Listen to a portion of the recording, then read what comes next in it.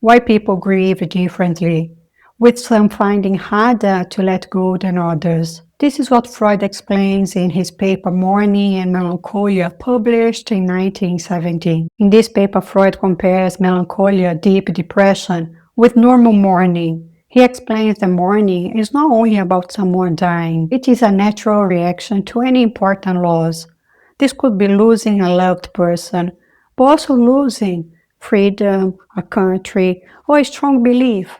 The reason is simple. The mind does not clearly separate a person from an idea. It becomes emotionally attached to both in the same way. We invest our energy, feelings, and attention into people, but also into things like identity, beliefs, and future plans. When one of these is lost, the emotional energy suddenly has nowhere to go. This creates a feeling very similar to grief after death. So losing something like a country or a life dream can feel inside the mind almost the same as losing a person. Freud in this paper describes melancholia as a state where a person feels very low, loses interest in the world, cannot love, and struggles to do anything. On top of that, they begin to berate their own ego with harsh self-criticism and may even feel that they deserve punishment. Freud explains that this looks very similar to mourning with a key difference. In mourning, the person's sense of self is not damaged. In melancholia, it is. In both states, the person withdraws from the world, loses interest in new relationships, and focuses only on what was lost. This happens because all the emotional energy is tied to the lost person or object. The person becomes fully occupied with their loss, leaving no energy for anything else. That's why someone in grief seems cut off from life, because it is a deep focus on what they lost. Freud then explains what mourning actually does is that the mind slowly accepts that the person is gone, but it doesn't happen instantly. Instead, the mind goes through memories and expectations one by one, gradually pulling back the emotional energy attached to them.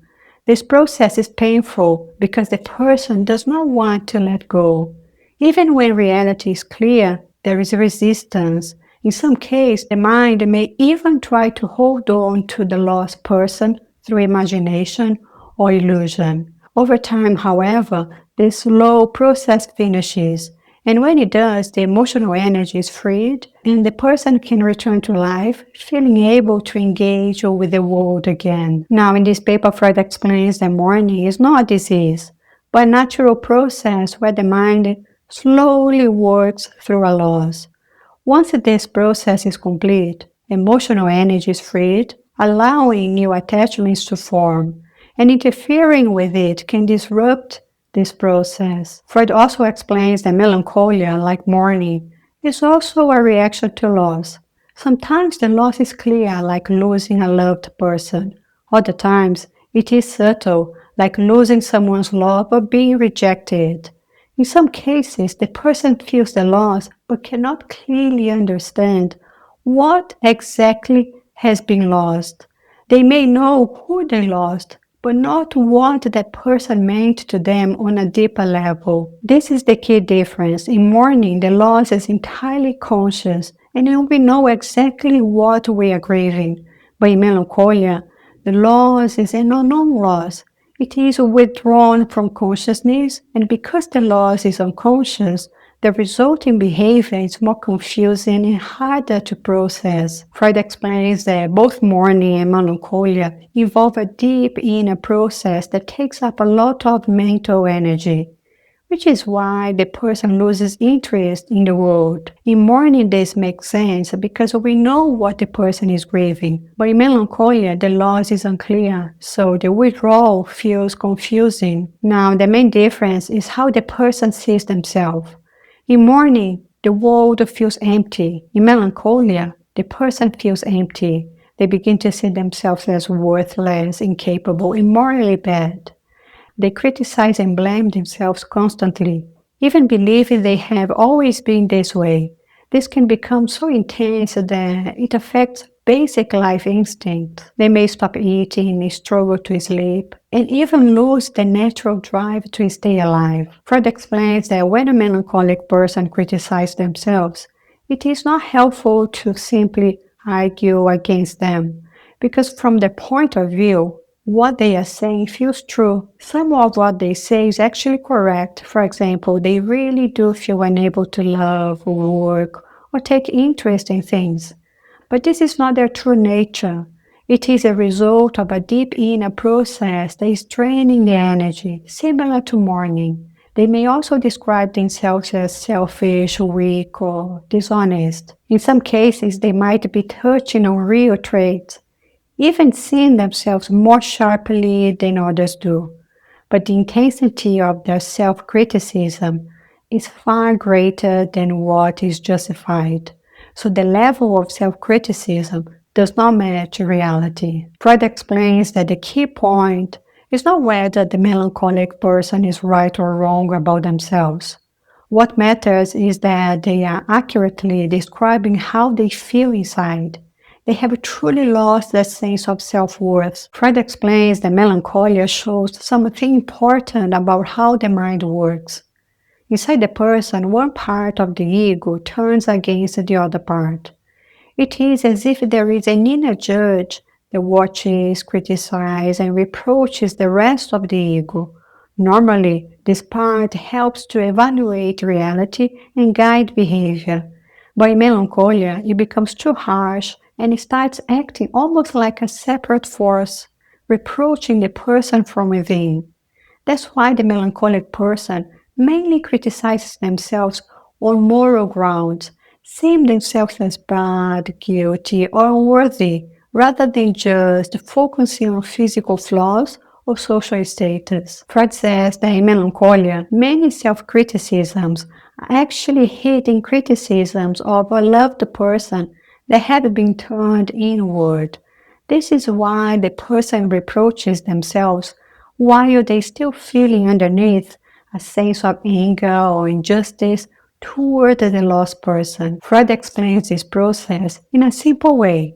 At first, a person is strongly emotionally attached to someone.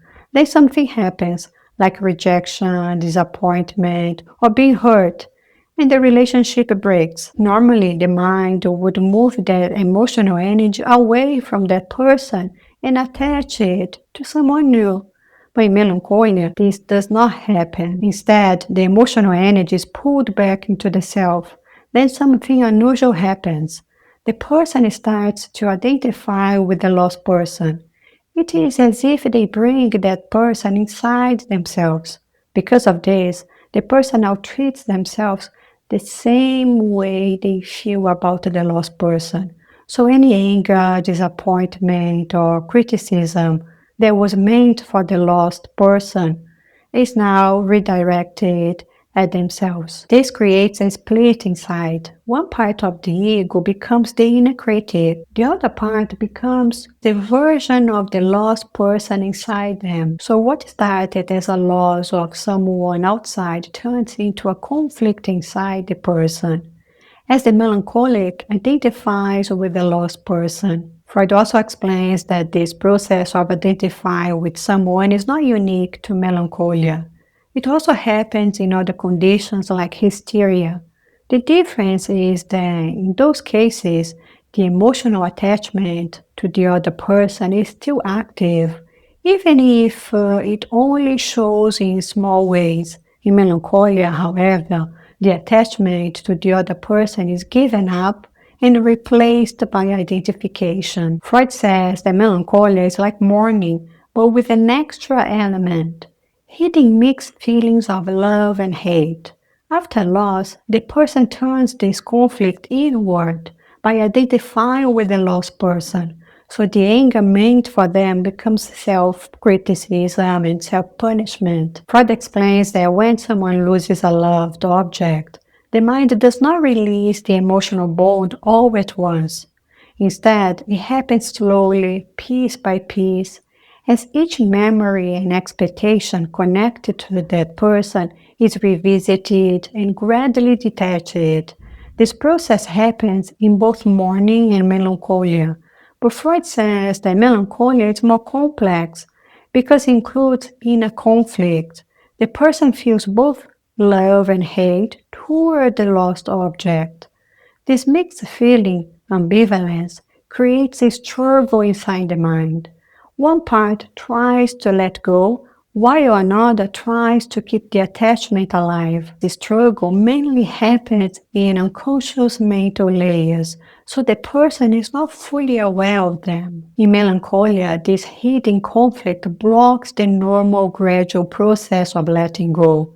Eventually, the emotional bond shifts inward and becomes part of the self through identification. At this point, the person may become aware only of self-criticism and inner conflict, not of the original struggle with the lost object. Freud adds, this explains why melancholia looks like self-hatred, even though it is originally tied to a relationship with the lost person.